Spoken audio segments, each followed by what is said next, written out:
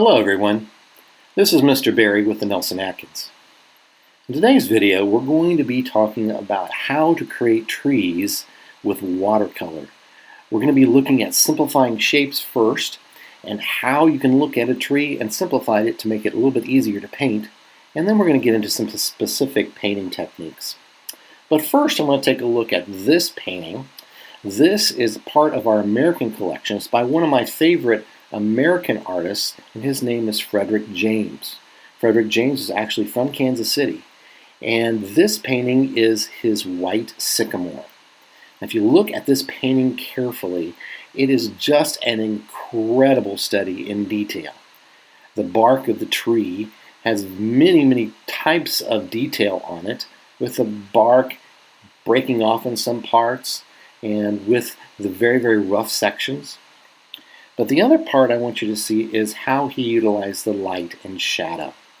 It's a very simple method where you're just darkening that area with a darker value than what would be on the trunk of the tree. But it's pretty simple, but it's also very effective. One thing I want you to know as we're looking at these close-ups is how he was able to simplify the contrasts that you're seeing with just the use of the texture, and also the variety of the different types of textures that he created. So when we're looking at the different ways of creating a watercolor tree today, just keep in mind, number one, where is that light source coming from? How can I simplify it to make it look even better? We're going to be using a sketch and wash pencil, and with these pencils basically you just draw like regular pencils, and then you can take a brush with water on it and it's almost like painting. So starting with the first one, notice I'm holding my pencil kind of sideways. I'm going to show you a simple round tree. Now when I was teaching younger kids, they like to draw circles with just a line underneath it. So this is kind of in response to that, because there are a lot of trees that are rounded. I'm going to come over on this side and add a little bit of a shadow, because with our light coming from the left-hand side, this side is going to have a lot of shadow, a lot of light, and this side is going to have a lot of shadow. I'm going to press down pretty hard over here on this side, and then come down and add a little bit of a trunk and a shadow. Now, let me take my watercolor brush and dip it in the water and show you how this works. It's really kind of nice. It adds a very nice texture.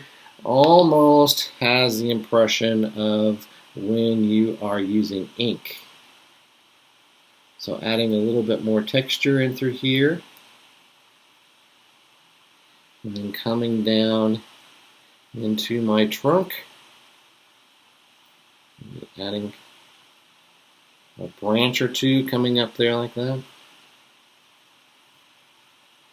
and then my shadow.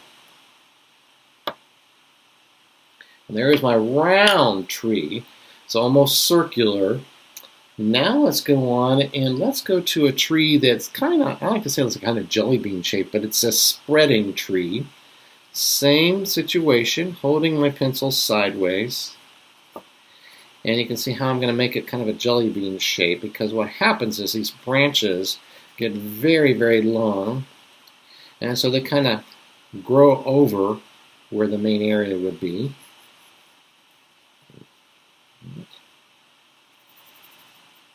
And my shadow on this side. Now in this one, since there's a lot of leaves on it, there's going to be some shadows underneath, and there'll probably be a few shadows in between some of the areas where there's a lot of growth. And my brush now, getting it wet, and coming in, adding my texture, remembering where that highlight is coming from.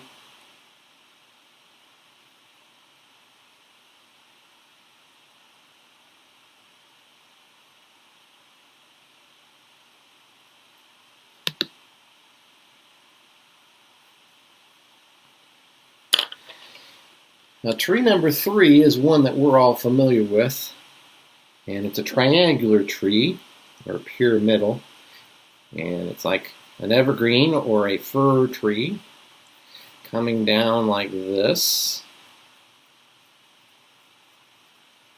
Sides are definitely jagged.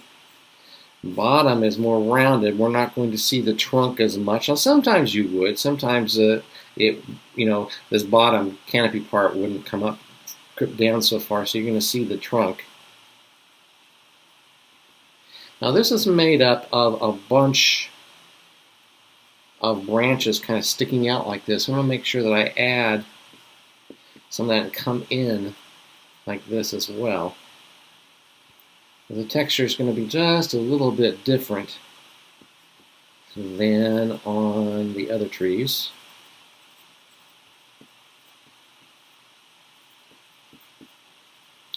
I believe this is called a conical tree.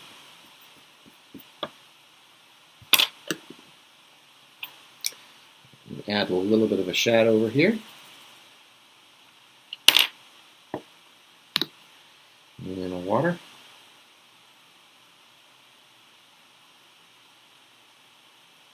This side is definitely going to be darker.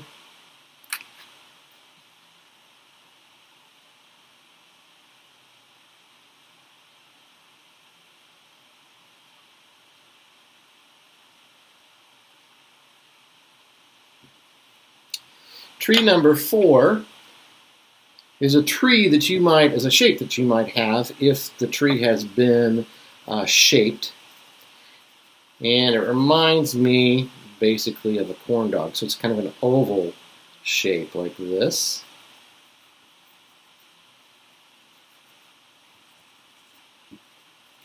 A shadow on the one side. Now some oval trees, again, maybe a little bit wider. Not this one.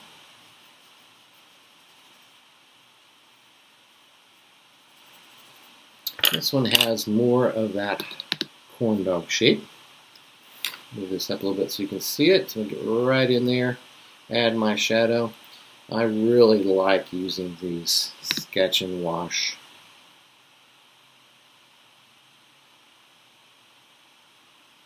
It also reminds me, sometimes when I'm doing some plein air work, I will work with an ink pen and water brush. It also reminds me of that technique. Very, very similar. Number 5. Number 5 sometimes is also the result of trees being trimmed. And I believe when I was out looking at trees when I was doing this, that this one was actually kind of a natural shape. It's kind of a vase shape. That's what I'm drawing here. It kind of looks like a piece of pizza almost.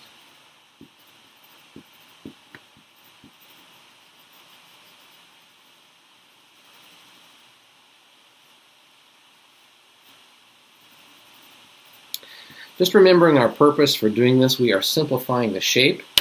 We're not necessarily looking at detail, and we're looking at how that shape takes on the shadow with our light coming from the left-hand side, so that when we do get into doing some watercolor trees, this will become more evident to us. Okay, we've got one last one I want to show you, and this last one is an irregular tree. A lot of trees that haven't been trimmed or that you find out that are in the wild are going to be irregular. And they're basically made up of several different levels and several different layers of these irregular shapes. They are definitely not symmetrical. Some of these other trees you would find are symmetrical, where it's the same on both sides because they've been trimmed up to be that way. But this tree definitely is not. Also on this tree, in this specific one, there's going to be some branches that you're going to be able to see in between, because this is an open irregular tree. as opposed to closed where this would all be together.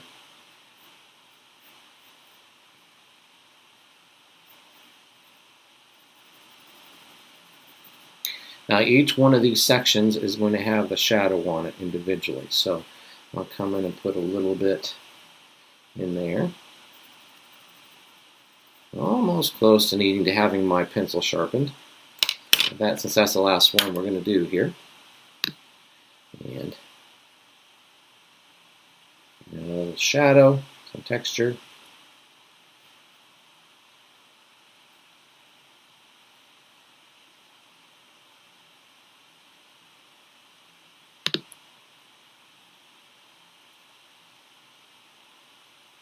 One thing that you need to remember as we're going through this, when you are painting trees, you don't necessarily want to add all the details.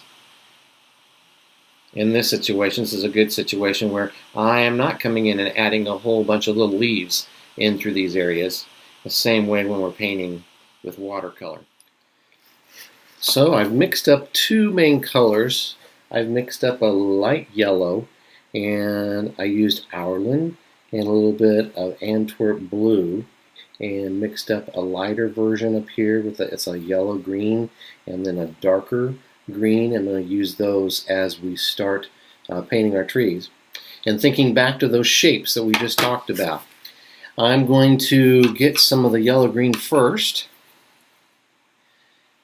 and just start thinking about that shape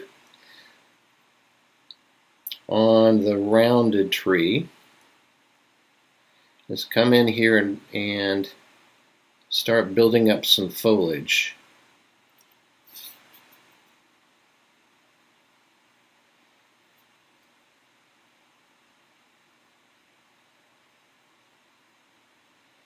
Remembering the spacing in between, that this isn't a full tree.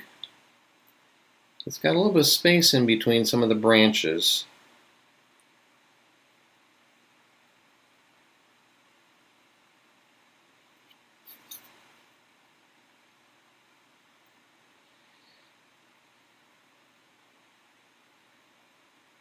Also remember what I mentioned about we're not trying to paint every little detail in here. We just are going for the main shape. Make sure this is nice and wet. Then I come in with the second part. This is my lighter value.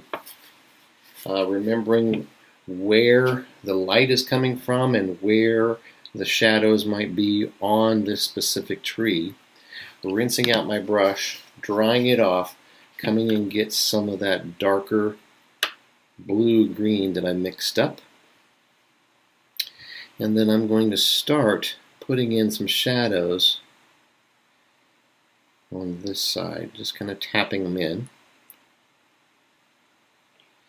They're in there now. Don't have a whole bunch of water on my brush. I want to make sure that darker green is in some of those areas where the branches kind of get together there, those clusters. You can kind of see how that is coming together now, looking more three-dimensional. Down here on the bottom, like so. All right, then I'm going to rinse my brush out and dry it off. I'm going to see if there's any puddles of paint. I don't see any right now, but I'm going to start lifting up some of the lighter areas now. Just taking my brush, drying it off, and just rubbing it where some of those lighter sections might be, like right in through here. Some burnt umber mixed with a little bit of the ultramarine. And I'm going to come and just put in very carefully, put in a trunk in the bottom with a couple branches lifting up to that maybe.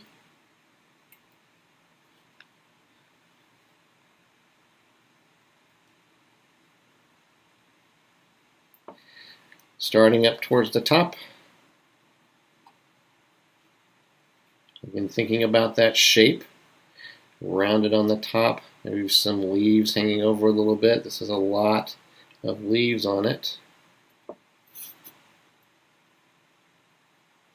Leaving some white spots of the paper showing through.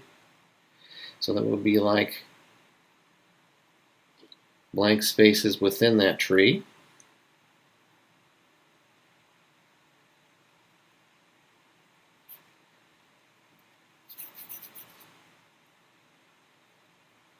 So thinking about the structure of this tree and looking at the details and seeing how each one is different.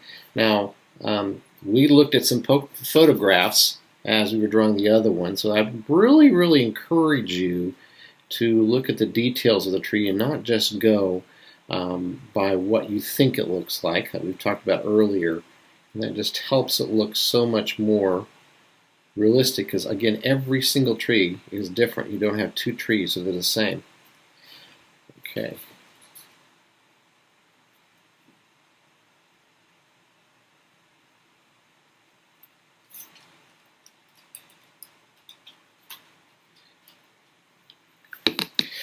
Wiping my brush off, and now I'm going to get some of that darker blue-green and do the same thing on this tree.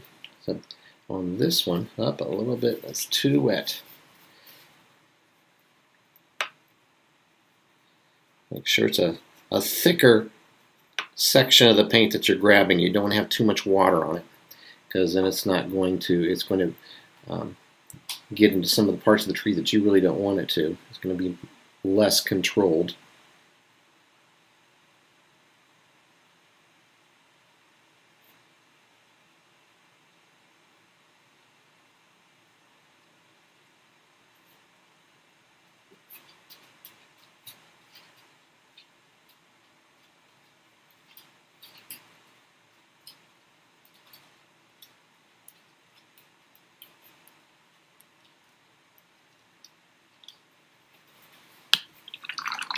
Let that sit for just a second, and again, drawing my brush off, I'm going to lift up on some of those lighter areas.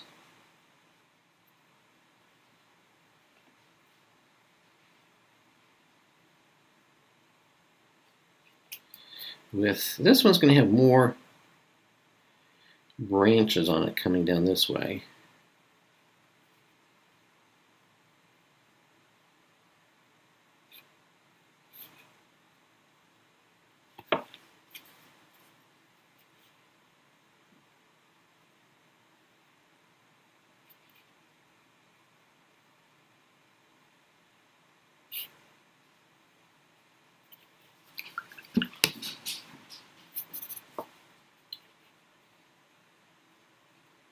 You start painting the evergreen, you want to do kind of a bouncing method, just kind of back and forth a little bit, and think about those branches coming out. Now this is definitely, again, it's not a symmetrical tree, but you do want to think triangular. I'm kind of bouncing my brush coming down, and I'm going to do some lifting on this as well as I'm coming down. But think triangular.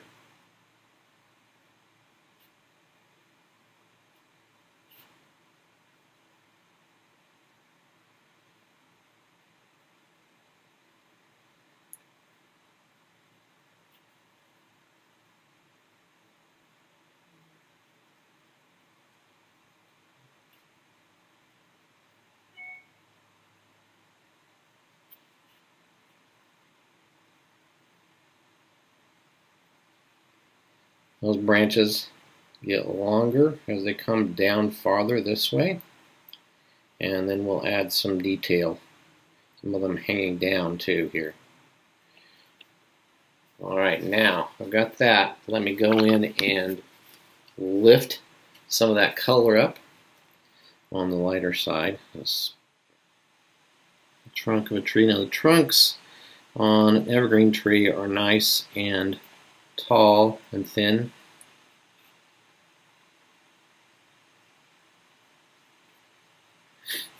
And sometimes on these bottom branches, on the bottom trunk, you're going to have these little branches that kind of stick out a little bit.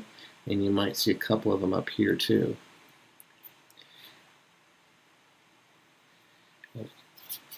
After that dries, it's pretty dry. I can come in here and add a few more places where you're going to see the trunk of the tree going up.